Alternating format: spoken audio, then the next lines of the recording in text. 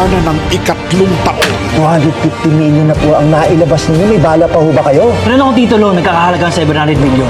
Nasangla ko. Malabagit po na nakaharap po ng mga Montenegro. Nakaharap ko ng asawa ng apo ni Senyor Facundo. Anak siya ni Ramon. Kung totoo nga may kapatid ako, mas gugustuhin ko na maging magkasundo kami. Sana lang mabait yung kapatid mo kay Ramon. Hindi katulad ng kapatid mo kay Mang Rigor, si David. Dumating na ang takdang panahon. Oh, ayun titulo. May nagsasanla ng titulo. Montenegro apelido, baka konektado sa tatay mo. Pangalan mo to?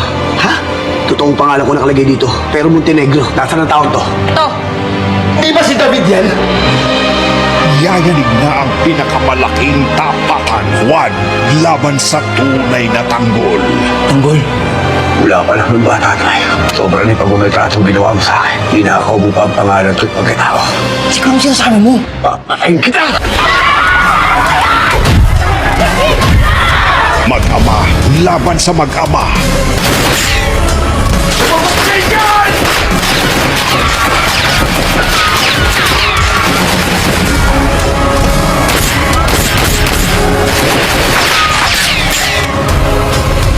Hayop ka, David. Pati pagkatao ko ninakaw mo. Papatayin kita. Papatayin ko kayo ng ama mo. Kukunin ko ang teksyon nila. Para sumakas sila. Tutukan mo na ang araw ng salpukan.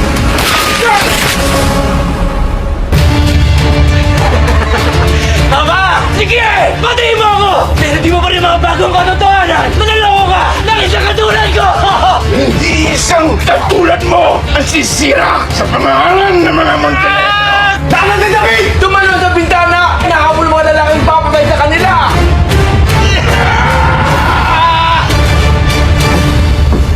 FPJ's Batang Quiapo.